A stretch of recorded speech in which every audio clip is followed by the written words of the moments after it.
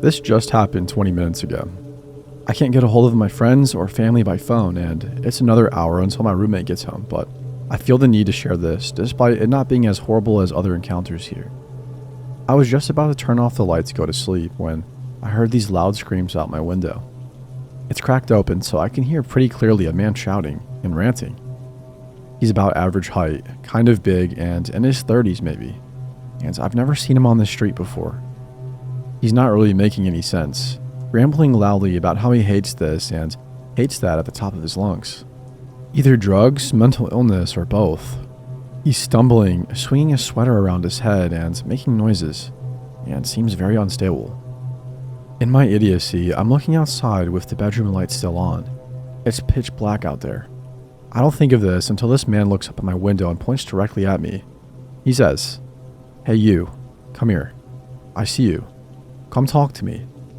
I'm freaking out at this point, thinking I'm not understanding him right. Surely he can't be talking to me. I realize what has happened and turn off the light and look out again. He's crossing our lawn and going up to our door. I can't remember if I locked it when I took out the dog.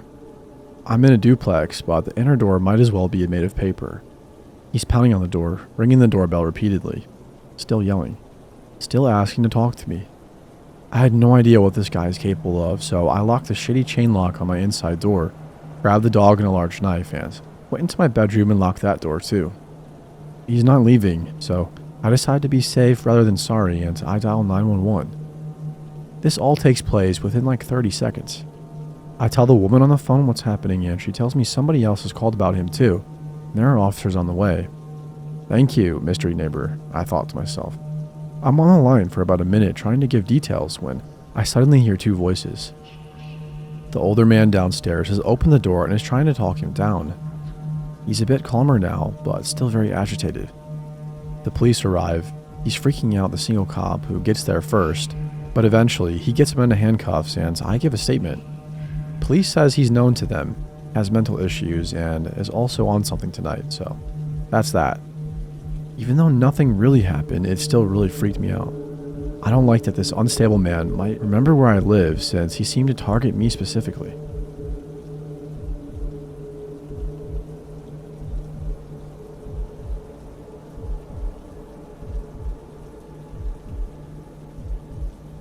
It happened in my bedroom at the age of 10. I always had trouble sleeping and spent most nights tossing and turning. I was a horror film fanatic as a child, and being scared was something I didn't have much experience with. I was not afraid of the dark, nor was I easily swayed by strange sounds or odd encounters. I did, however, know when to haul ass out of a situation or to find a trusted adult. I always slept with my closet doors open, which will come to be of some significance later in the story. I should also mention that my family home was in a heavily wooded area, in what some may refer to as the middle of nowhere. One night, around 1 a.m., I awoke to a sound coming from underneath my bed. It sounded like one of my cats was scratching themselves with one of their feet or doing something to cause a thumping beneath me. I had heard this same sounds many times before, and its source had always been one of my fuzzy friends. So this time, I didn't look. Closed my eyes and tried to resume my slumber. I turned over onto my left side, which left me facing the wall against which my bed was pressed up.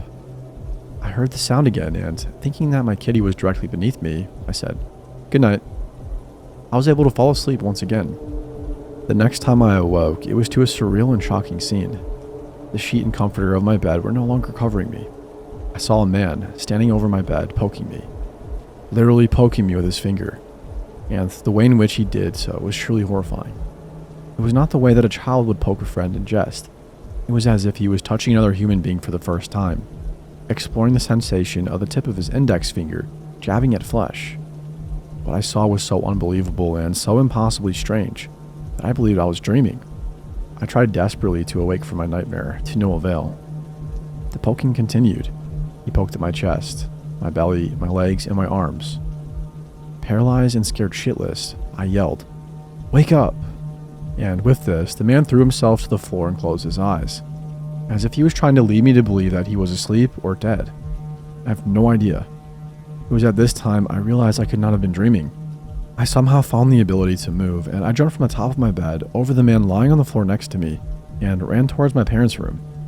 When I got to their bedroom door, something came over me. I told myself that this was all impossible, that there was no way that a person could have entered our home without breaking in, as we had always kept every door and window locked at night. I had seen many strange things in my home, while either falling asleep or waking up. By the third or fourth time after speaking to my mom or dad about it, I knew that it was my mind playing tricks on me. Plush toys do not have the ability to turn and whisper into each other's ears. Do not ask why, dear listener, as I have no explanation to offer you, but I turned away from my parents' bedroom door and decided to hastily check the house for a break-in. What I found was that nothing was out of the ordinary. No broken windows or locks. No busted doors. I assured myself that I had to have been dreaming or hallucinating and blamed my obsession with horror for this. I made my way down the long, dark, and narrow hallway to my bedroom. I peeked inside and saw no one. I turned on the light, got down on the floor just outside the doorway, and looked under the bed. Still nothing. I proceeded to check both of my windows for signs of a break-in, which were not present. Both windows were closed and locked. I knew it. I was totally seeing things. I crawled back into bed and decided to watch some TV in order to calm myself down and distract myself from thoughts of the scary as hell dream / hallucination I'd just had. I turned on the TV, flipped to a channel with a seemingly boring program. This always helped me become sleepy, and put the remote control on my bedside table. I was lying on my right side, facing away from the wall that I mentioned previously. As I lay there, my eyes began to adjust to the dark room with the faint light from the TV screen. Just beyond the TV, I saw something that made my heart sink into the pit of my stomach. Inside my closet, with one of the doors now slightly closed, I saw the man standing perfectly still, facing the wall, hiding, waiting for me to fall asleep, I imagine. I couldn't breathe. I couldn't move. I sat and stared at the man in the closet for what seemed like minutes, but was likely only a few seconds. I quietly got out of bed, hoping that the man wouldn't notice and that my dad could catch him hiding in the closet. I once again made my way to my parents' bedroom door, still remaining as quiet as I possibly could, and went inside. I shook my dad and my mom at the same time, and when they awoke, I said, "Shh, don't make any sound. There's somebody in my closet." My parents both jumped up and said, "What?" I repeated myself and asked them to please call 911. My mom immediately picked up the phone. Neither of my parents doubted my claim, as I had always been honest and forthright. They both knew that there was no way I was making this up or that I was mistaken. I'm sure that the look I must have had on my face made it clear that this was really happening. My dad told my mom and I that he was going to look and urged us to stay in their bedroom and lock the door, so we did. At this point, I was beyond scared. I didn't know what the man was capable of, whether he had a weapon or whether my dad was safe. I just stood in the room with my mom and cried. After what felt like hours, my dad knocked on the door and told me it was him and that it was okay to open the door. My mom unlocked the door and let my dad inside. I said something to the effect of, "Did you get him?" And my dad looked at me with the most unsettling and confused look imaginable. He said, "There's no one there." I assured him that there was indeed a man in my room and that he had been poking me. My dad said that he just checked every inch of the house and found nobody. He had also checked the doors and windows, just as I had done. Then it hit me. He must have had a key. As soon as I said this, my parents looked at each other in absolute terror. Our nearest neighbor, a trusted and beloved friend whom we considered family, was in possession of a key to our house, as she had regularly babysat me since I was a toddler. She was the only person outside of my immediate family with a key to our home. Soon after this revelation, the police arrived, took statements, checked around our property, and left. None of us got any sleep that night. The next day, my dad went to my neighbor's house and asked if she knew where her key to our house was. She said yes, and when she went to show him, she saw that it was missing. Her home had no signs of a break-in, and she had always kept her doors and windows locked. My parents had all of the locks on our doors changed and opted to never give a key to anyone, except in the wake of an emergency. I never discovered the identity of the man that lurked in my bedroom that night. The event left me traumatized, and it took a very long time for me to accept what had happened and move on. My sleeping trouble turned into full-on insomnia, and for about a decade, I was unable to sleep without a light on.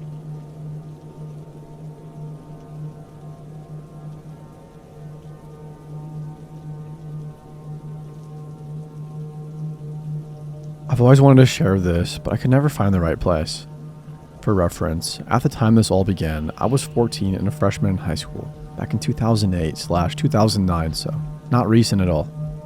It all began during the first couple of weeks of school. I went to this school district all my life and never had any real issues since I had no enemies and only friends.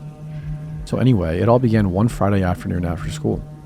I was hanging out with friends outside of the school until my mom came to pick me up, when I decided to go upstairs to my locker and put a textbook away that I was originally going to bring home for the weekend.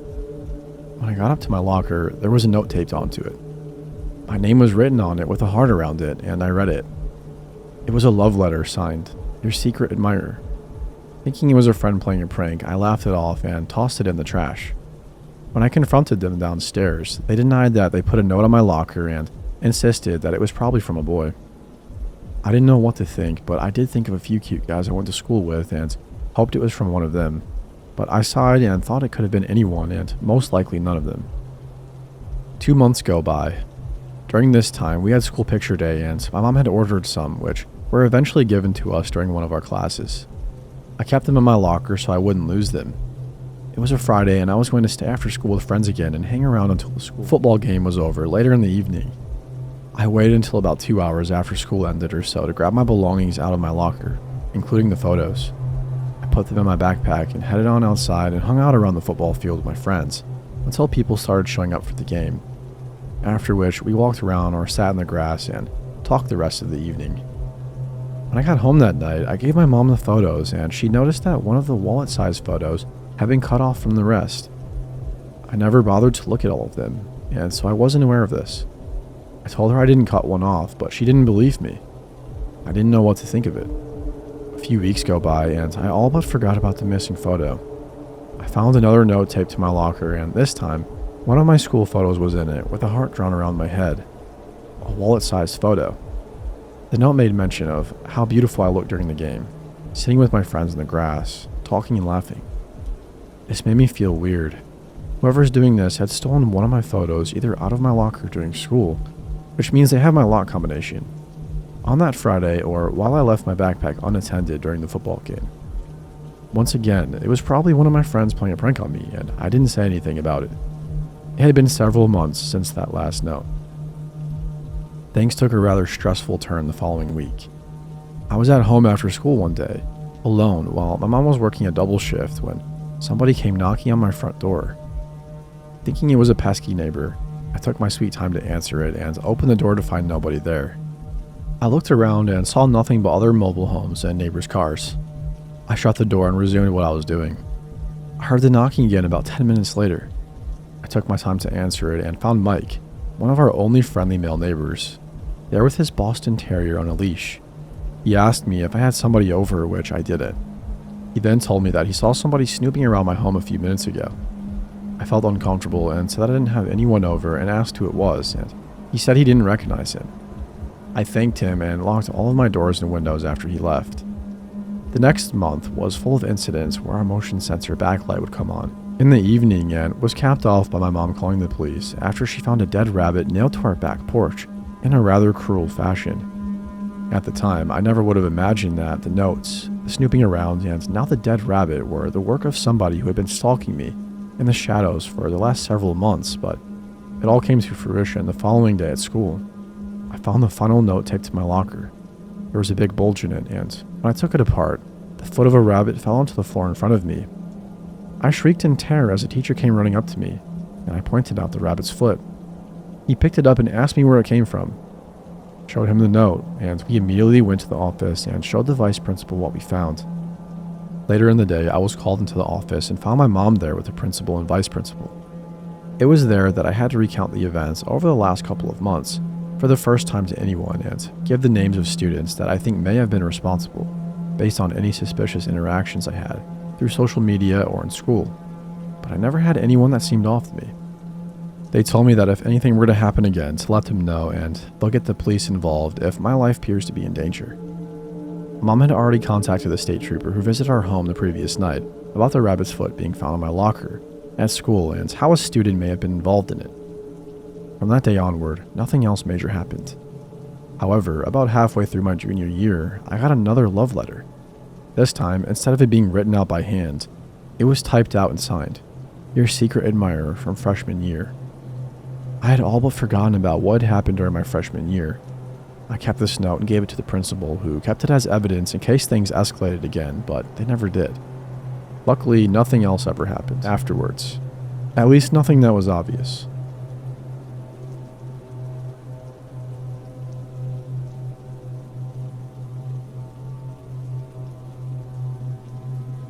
This was years ago. I was around 12 or 13. I grew up in a small town, technically a village, about an hour and a half away from a big city in the US. On summer days, my best friends and I would also venture around our woodsy neighborhood and do typical kid things. I had a little sister who was around 7 or 8 at the time, and she also had a little sister the same age. My friends' names were Sarah, my little sister Sammy, and her little sister Alex. We would occasionally let them tag along on our adventures, especially if our parents made us. Our favorite thing to do was walk to our neighbor's house. We'll call them the Smiths, and use their trampoline. It was in our neighborhood, but the houses are pretty spread out with dense forest in between. We'd set off towards their place, and it was about a 20-30 minute walk, but longer on the way back because we had to go uphill. One day, Sarah and I decided to let Sammy and Alex come to the trampoline with us. They weren't really allowed very far from our houses without an adult or us with them. We played on it for about an hour or two and decided we were thirsty or hungry. One of the two, and decided to head back to Sarah and Alex's house for snacks. We were almost back to their house, but the last stretch before their house was the longest amount of isolated road, with a creek flowing by and no houses lining the road, just dense forest. As soon as we cleared this area, we would be right on top of their house.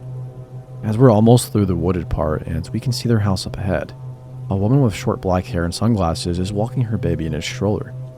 She was walking towards us and would pass us soon. I didn't recognize her as somebody who lived in our neighborhood, and I know everyone, but lots of people from surrounding neighborhoods take walks here because of the woods. She passed by us normally, but right after she does, she says, "Oh, hey kids, I'm a little lost. What road is this?" None of us were very alarmed. The neighborhood is windy and can be confusing, and plus, she was a lady with a baby, not some creepy man. We told her the name of the road, and she told us she was really lost and needed to get home to take care of her baby. She then asked if we could escort her to her house because she didn't think she'd be able to find it even with directions. Sarah agreed to help, but I felt really uncomfortable and was told to never talk to strangers, even if they're women. I told the lady none of us could help because Sarah's dad was expecting us home soon. Sarah gave me a weird look, but I think she caught on because she said, "Oh yeah, we can't actually help. Sorry." At this point, I wasn't really freaked. I just knew I shouldn't be helping strangers to their house. I went to step in front of the younger two. They were trailing behind us, and I wanted to push them forward so we could start walking away. I stepped closer to the lady in my efforts and could then look in her stroller. That's when my heart sank. The baby was fake. It was a baby doll. It was all wrapped up in blankets, but I could see that it was plastic. At that point, I didn't know what to do, and I found myself screaming, "Run!" I made sure Sammy and Alex were ahead of me, and we sprinted for their house. Her dad was working in the garage on something, and we ran out of breath and crying. I quickly just said there was a lady trying to get us to go home with her who had a fake baby. He grabbed a golf club from his caddy that was lying out and told us to get in the house. We all went in, and a few minutes later he came back. He said he was heading towards the lady when she spotted him. She was already on the phone with somebody. Out of nowhere, a white van apparently screeched up, and she threw the stroller in and they sped off. It was definitely a creepy experience, and I don't know what that lady's intentions were, but I feel like they weren't innocent. This truly scared the shit out of us. We didn't wander around the neighborhood nearly as much, and when we did, we were always looking out for something.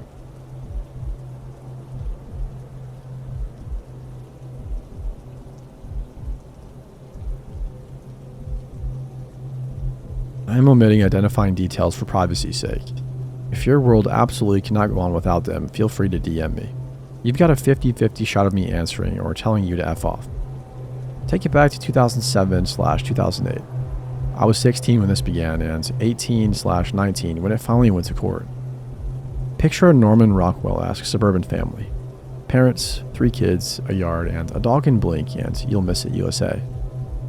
One random day, a neighbor man has a mild dispute with his neighbor. As a totally warranted response, neighbor man, who I'll call NM here on out, takes every hose he has and floods their yard. Solid decisions lead to solid consequences, so naturally he was fined for water waste.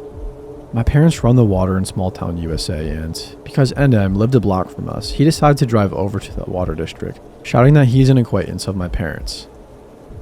Second solid decision of many to come from NM. Absolutely no one takes kindly to name droppers, folks, so tuck that gem away under life facts. My parents come in and tells him even if his kids did this, they would have the same repercussions, gracefully glossing over the fact that other than maybe driving by one another, none of us actually have interacted with NM. NM repeats the name of the man working the front desk as well as my parents' name and claims, "It's now personal," and storms out. My family members and I began to see NM at random places constantly. The DMV, the grocery store, our respective jobs, etc. Apparently, when you're cuckoo for Cocoa Puffs and your parents pay for your house, you have all kinds of time to stalk. It went from random sightings while out and about to phone calls. The cliche 90s type of call / breath / hang-ups and "I can see you" variety. At this point, NM was more of an annoyance than scary. But as I have stated, when you underestimate crazy, you lose every time. NM began parking across from our house, staying from 6 p.m. to 4 a.m., literally just sitting in his car, blasting music, staring at the house. This fool must have had the determination and bladder of a racehorse because, what the heck, who sits there for 10-ish hours? His music was trash too. I doubt anybody with a semi-rational concept of social interaction could fathom why. This went on from 3 to 4 times a week to a nightly occurrence. Imagine being a 16-year-old female that doesn't even feel comfortable changing in her room because of the prospect he might see through the blinds somehow. Trying to sleep knowing he's out there. We felt like prisoners in our own home. He began to get bolder. NM drove his car speeding and up onto the sidewalk at my sibling and her partner. While they were on the sidewalk out front, coming home from a date, they both had to physically jump out of the way to avoid being hit. He made lewd gestures at me when I brought my dog out for a walk and was waiting for my sibling to come out and join us on the walk. It was so bad, I ended up crying and going inside. This had been going on for a year at this point. The cops always said the same thing. There's nothing we can do unless there is a threat made against you or someone is harmed. My parents confronted, meaning tired of his shit and asking him what he thinks he's doing. NM in the street after my incident, to which NM called the cops and they came asking us why we were harassing and threatening NM. I'll never understand why the system waits until you are a victim, rather than preventing someone from being victimized. Almost 2 years in and it's Christmas time. One of my parents has a brain aneurysm. Fortunately, they made it through without any lingering effects, which is extremely rare. I convinced my other parent, who had been living at the hospital with their sick partner, to come home and shower and eat. At about 9 p.m., we get a knock at the door. A random man in ratty clothes holding a Christmas present says he is there to deliver it to the family name. We ask who sent him, and he says he can't say. We ask who he works for, and he shoves the gift to my parent and leaves.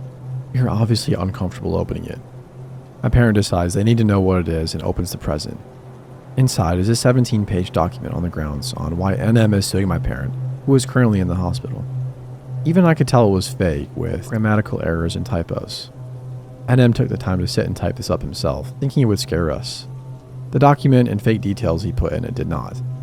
The fact that this 40-something-year-old man was so fixated on our family that he sat and typed a 17-page fake document did scare us.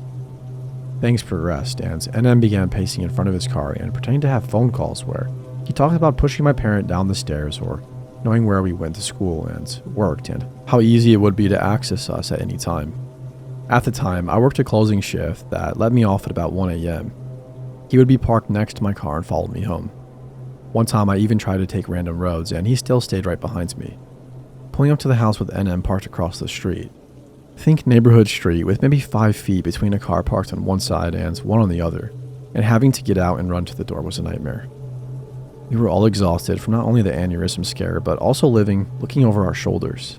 My parents' friend told her friend, who is a DA, district attorney, about the situation. She called and came over and took our case on pro bono. Testifying was a wild ride. We had to put in official statements prior to being called to the stand. We were not allowed to be in the room when a family member was testifying, nor were we allowed to talk in the halls as we waited for our turn. Imagine reliving 2+ years of traumatic experiences, being cross-examined where you are made out to be a liar, and then not being able to have your family confer or support you afterwards. It was not ideal. There was enough time to put him away for a 1.5 years, as well as grant a felony restraining order. We moved while he was still incarcerated. My sister passed while he was in prison, and he immediately tried to sue her estate. She was 21 at her death when he was released. He claimed that her testimony about him running his car at her and her partner was false, and the only reason he was locked up. Not the case, as there were harassment and stalking charges, and that he was entitled to the money people donated to a GoFundMe for her accident. There are so many more details, but this was already long enough, so. NM, you made us prisoners in our home for years. Clearly are still the same, and have not learned a thing from your time locked up.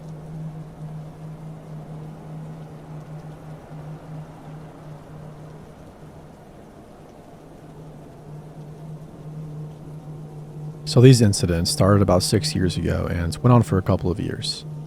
I used to be really into the music scene, going to shows and festivals every chance I got. This often meant meeting random people whose names I would forget 5 seconds later. As a result of being out in Atlanta nightlife so often, I got frequent friend requests on Facebook, and naive younger me blindly accepted them, assuming they were just people I'd met at shows that I was too drunk or distracted to remember. One day I got a message from somebody named Eddie. His Facebook profile picture was of someone at least a decade older than me, with long straggly hair. He looked harmless enough, just another show-going hippie, I assumed. His message simply asked if I was the girl that danced a half circle around him at the local show last night, and then twirled dreamily away, or something along those lines. This was back in 2012, so I don't remember the exact words. I responded that I had no recollection of that, and upon further investigation, saw that he lived in an entirely different state, so it couldn't have been me. He said that I must have a doppelganger out there somewhere, and I left the conversation at that. Over the next few months, I'd get random notifications that he had messaged me, asking if I'd be at various shows across the southeast. I mostly ignored the messages, but would very occasionally respond, shortly expressing interest in a band he had mentioned, just trying to be polite. Why younger me felt the need to be polite to everyone is beyond me. I have since learned that it's okay to not respond to persistent internet strangers. The messages became more and more frequent, so I just started to leave them unread. Again, why I didn't block him is beyond me. I guess I thought he was just harmless and lonely. Fast forward about a year. It's the summer of 2013, if 2 of my best friends and I were caravanning to Wakarusa, a music festival that took place in Ozark, Arkansas. It was about a 13-hour drive from Atlanta, but totally worth it. We went every year. An important note here is that this wasn't some small intimate festival. It hosted upwards of 40,000 people, and it was often hard to keep track of my friends, let alone find people I knew who came separately. So my friends and I are on a blanket in the middle of a huge crowd, watching widespread panic. It's nighttime, so the only lights are coming from the stage / random LED toys or glow sticks or whatever.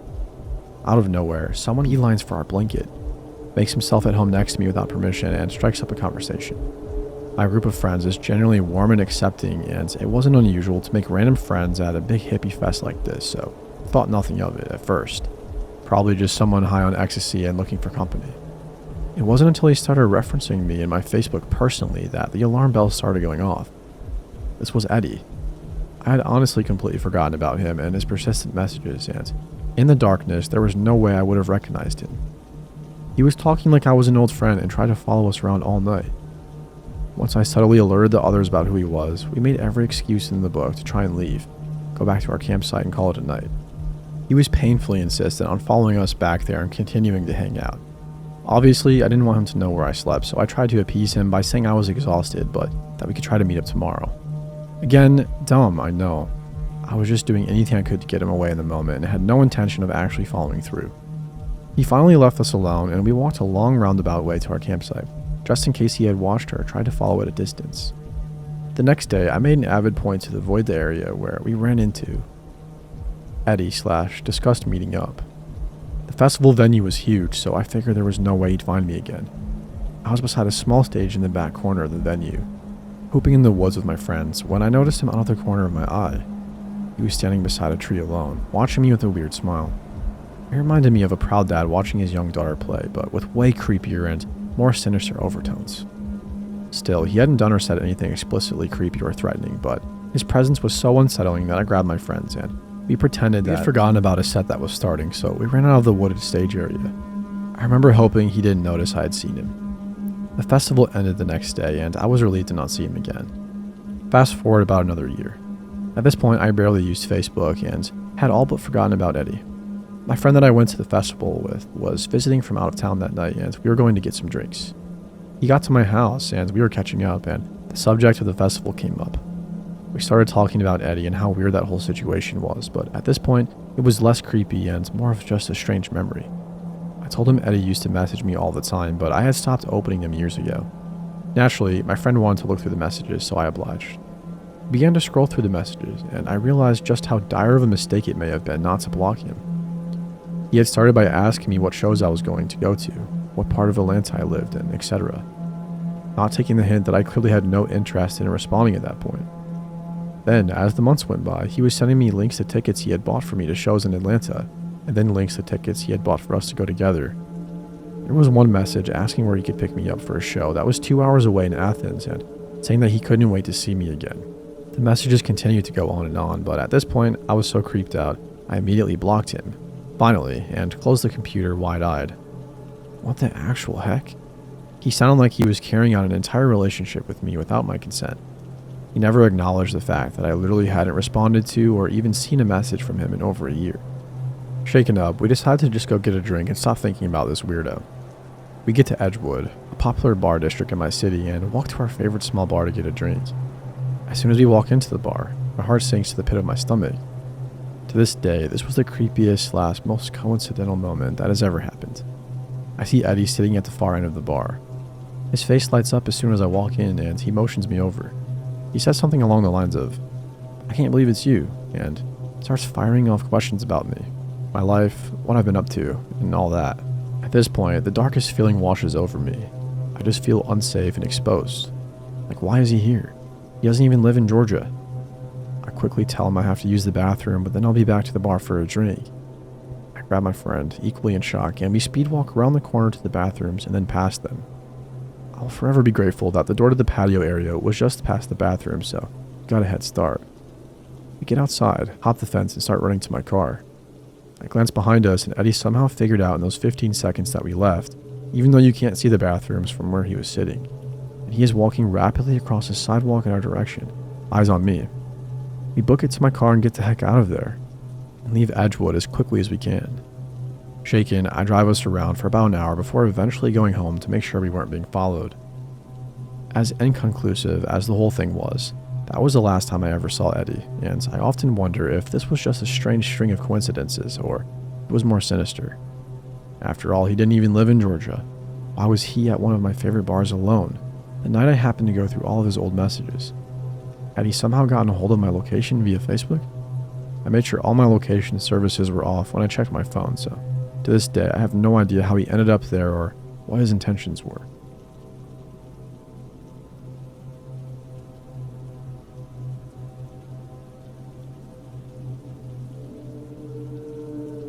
Some background. I, 28 female, am a dog walker / pet sitter. Some of the dogs I walk have reactivity, as did this one dog, a pit / lab mix. She used to be a bad puller, along with being incredibly reactive to other dogs on leash as soon as she'd see them. Through lots of work and training with her, she has come a long way with her reactivity, to the point it's really not an issue anymore, even when other owners' carelessness allows their dogs to get too close for comfort. On this one walk, she was a dream the whole time. Past multiple dogs without issue. She would just look at me for her treat, that she knew she'd get if she was good.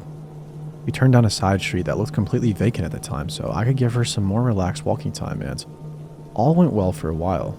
Not a soul in sight until there was. While I'm usually very good at keeping my head on a swivel, as some of my walks are not in the safest areas of the city, this guy took me by surprise. I don't know how he did it, but he got about 2 to 3 feet behind us without my dog or me knowing he was there, and all of a sudden shouted something unintelligible. I could only make out the last 2 words. "Your dog."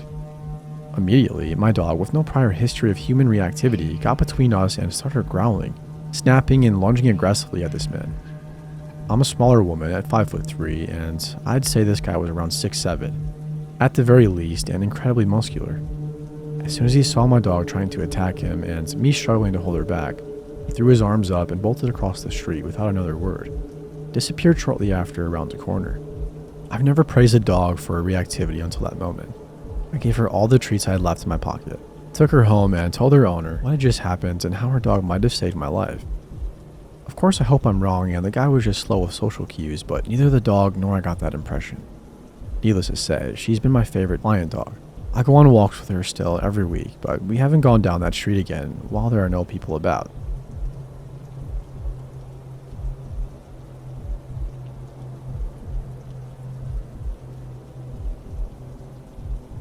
When I was 17 female, my older sister, 23, took me to the mall to get a cell phone. The guy who sold it to us probably was in his early 20s, showed us several options, and let me pick the phone. Choose from a selection of numbers, pretty standard, and set us up with a plan, and we left. Nothing seemed too out of the ordinary when I got a text. "Hey, it's the guy who sold you your new phone." I replied, "I'm not sure what. I was young and naive. This was 13 years ago." What I do remember is that he kept texting me and calling me, kept calling about how attractive I was and that we should be together. I told him it wasn't a good time for me. I was about to leave for the entire summer. He asked where I was going and offered to come along. I didn't have any hard plans, was going to live out of my car, and definitely didn't want a stranger to ride along. I thought it was odd that he would just quit his job and leave the state on a whim for a girl he only spoke to in person for around 15 minutes. I told him I thought that was creepy, and I asked him to leave me alone and stop calling and texting. He kept calling. I kept not answering. He had to file a complaint and change my number. Yeah, this was short, but I wonder how many people experience something like this, just trying to get a cell phone, but it came with a stalker.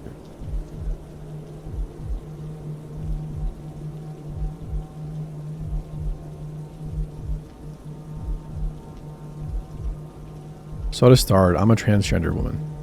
I'm single and I make my status as trans very clear on all my dating profiles. Except Plenty of Fish, because they consider that to be talking about sex and they will straight up ban you. So I state instead that I'm a huge proponent of trans rights. So this guy messages me. He lives about an hour away. Kinda cute in a mildly creepy way, like something seems a little off about him, but people can't help how they look, so I give him a chance, just like I would want. I discover he's a smoker, but he says he's trying hard to quit and only does it when he's really stressed out or upset. We have a nice conversation, and finally he asks for my number, and without thinking about it, I give him the number but tell him I'm getting ready for my evening classes, so I'll be slow to respond. A few minutes go by and I get, "Hi, it's blank from POF." Now, usually I send a standard quick message. "Hi, it's Allie," so just to be clear, since my profile might be a little vague, I'm a transgender woman. I know that's not everyone's cup of tea, so if you're not interested, I completely understand. About 20% of the time, the guy isn't interested and gets rude and needs to be blocked. And the other 80% is split between immediate inappropriate questions and stick pics, casual acceptance, or dead silence. But like I said, I was getting ready to go to class, so I hadn't sent the message yet. A few minutes go by, and I'm about to text him my standard when I get another text. Who the heck is... insert full dead name here. And why is he paying your cell phone bill? Me. Where did you even get that name? Answer the question. Who is he? He said. I'm honestly stunned at this point, and I realize he must have paid one of those shady websites that offer personal info for a fee. Well, if you must know, I'm transgender and that used to be my name. I was about to tell you when you pulled that stunt. Please do us a favor and lose my number. That's incredibly invasive and I don't want to talk to you anymore. Do you still live at... insert my address? In blank hometown? I'm coming to see you so we can talk about this in person. Me, lying. No, I moved a few months ago and I'm getting ready to head out, like I said. You need to leave me alone. Don't contact me again. Him. Since you have nothing to hide, I'm going to run a full background check on you. You lied to me and I don't appreciate that. Me. I'm sending screen caps of this conversation. Your POF profile and your photos to my two best friends who work in law enforcement in your town and my ex-boyfriend who I'm still on good terms with, who also works for the local sheriff's office. Don't text me again. I didn't hear anything else from him for a few weeks. I made sure my doors and windows were locked and the aforementioned friends and ex would check up on me from time to time. Eventually, it just came one of those weird things, makes you laugh uneasily. And then one day, I thought I saw him at the local grocery store. Same dark hair, thick glasses frames, and just an overall creepy guy, staring at me, watching me as I shopped. I texted my ex about it, and as an upswing on things, my ex and I got back together in a casual sort of way, and he stayed the night a few times a month off and on. One night when I was alone, though, I just kept getting this weird feeling and smelling smoke. I lived in a little apartment complex that was 3 separate apartments that shared walls but no plumbing or air ducts. I don't smoke and I'm very sensitive to the smell thanks to asthma. The apartment had a wall unit AC, so I turned it off since it was apparently pulling air in from a neighbor's guest, who must have been chain smoking, I thought. I had an ASL video due the next morning, so I was up all night practicing and recording the video, signing the same story over and over again until it was almost a dance rather than narration. A couple of times I had to restart the video because my cat was going nuts. Finally, around 7 a.m., I had the video finished and sent in and was ready for bed. So I double-checked all the doors and windows were locked, set an alarm, and went to sleep. I woke up and got ready for school. I was running a bit late and had to hurry out the door, but I noticed something weird, but I didn't have time to stop and register it. Classes went smoothly. I got an A on my ASL video, and I stopped for groceries on my way home from class. As I got home, I saw what had been bugging me. Each apartment had a small garden on each side of the porch. Mine was nothing but gravel and pavers previous tenant had put in, but it was tidy, except for a pile of cigarette butts that looked like somebody had dumped their car ashtray in my garden. There was no other trash, just that pile, right in front of my bedroom window. I don't think anything about it at first and just get a broom and dustpan and sweep it up. As I'm doing it, my neighbor, an old man, comes out and asks if my boyfriend ever got a hold of me. I ask him what he means. He tells me there was a young man waiting for me on my front porch, off and on for a few hours last night, and that he'd seen the guy around before and thought he was my boyfriend. I asked what he looked like. Dark hair, thick glasses, chain smoking. I text it on and off again next. Cops take statements and I give them the screenshots. I moved out of state a few weeks later for unrelated reasons and have legally changed my name since, with closed records. I don't give guys my number anymore. Ladies and my fellow queer family, use a texting app until you get to know someone, because for like $5, creeps can get everything from your number.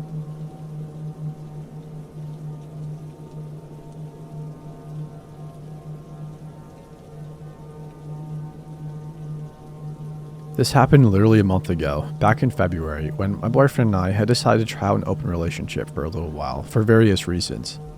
We live separately in one of the larger cities in the north of Middle America, and there is a decently sized population of college students, like me, to keep the gay community fresh, so I was doing pretty well for myself.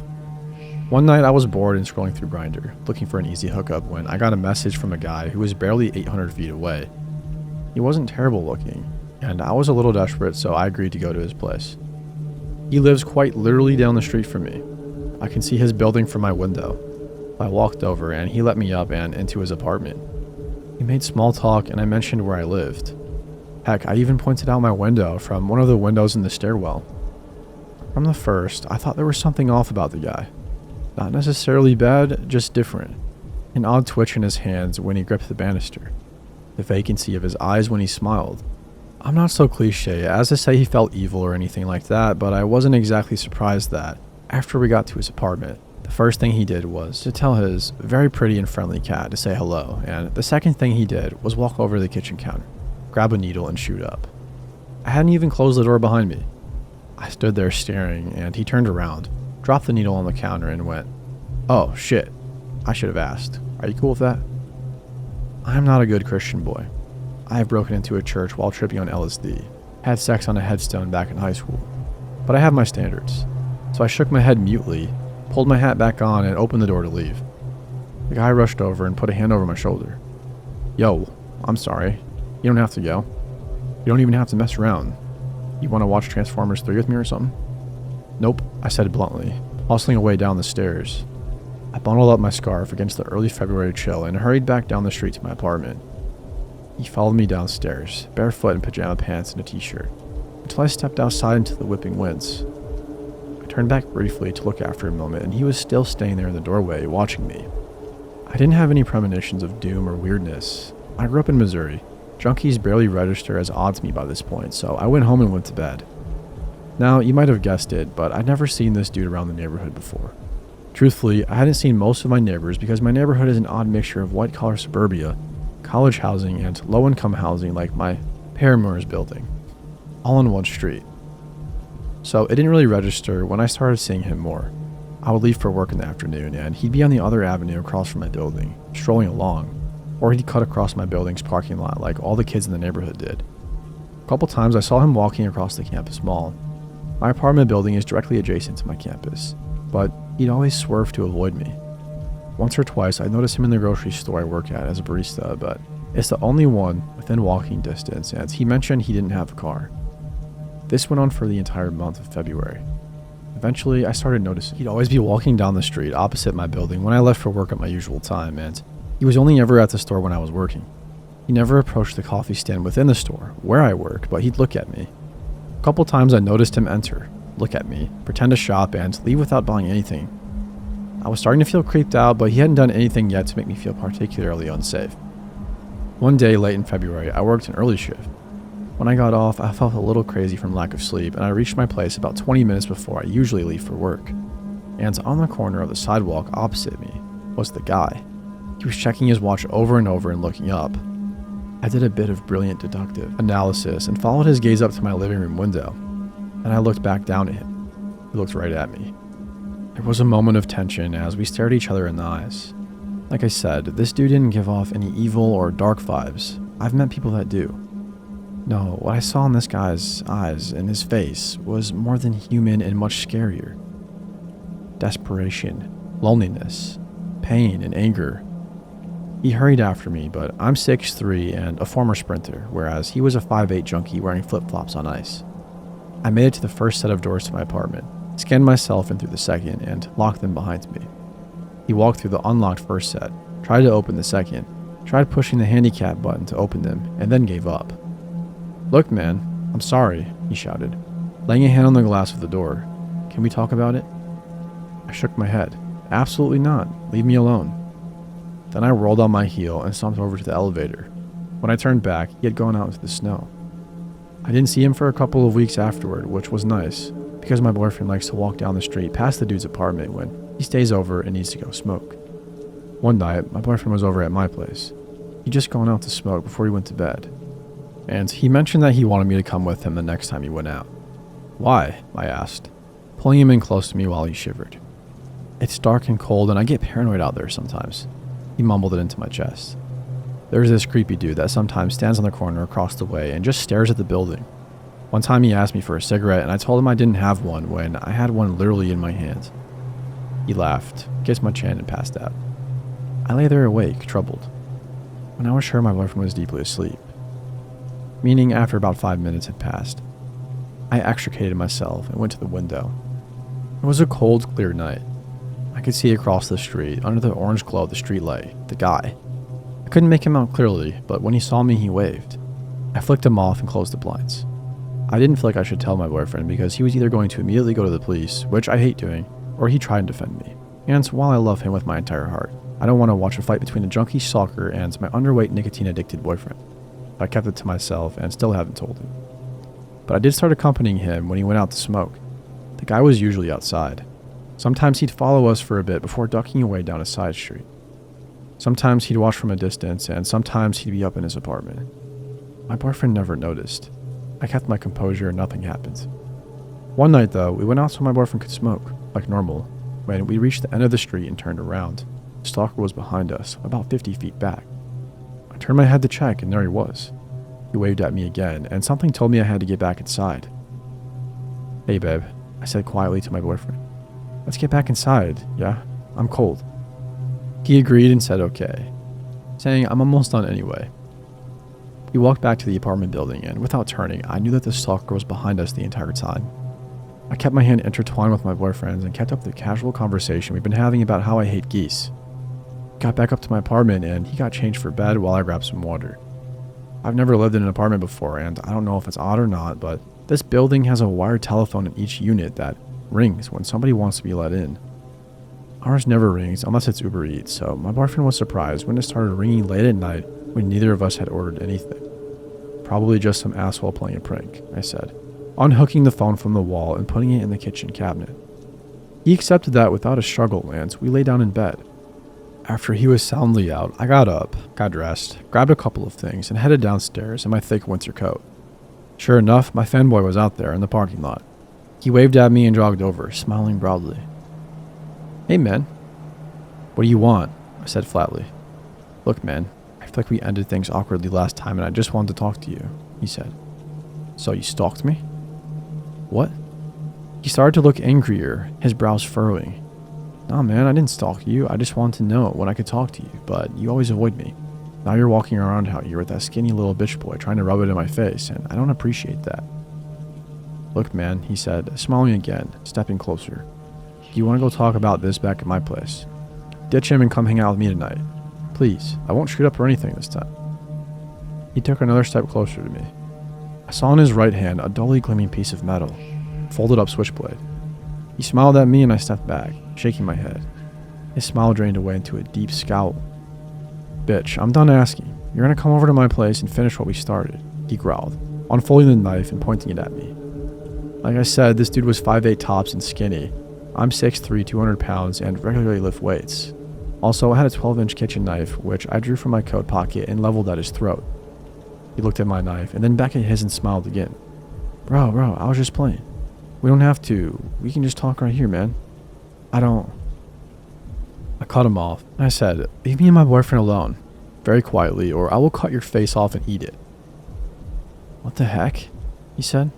"I spent 8 years in juvie for stabbing a kid in middle school." I lied. He backed up, putting the knife back in his pocket. I took a step closer, holding my knife level. He backed away quickly, almost falling on the ice, until he was sprinting back to his place. And I was chasing him down with my knife until he crossed the street and I stopped, slid the knife in my pocket, and watched him run back to his building. Then I went back up to my bedroom, told my boyfriend I just had to go pee, and fell asleep.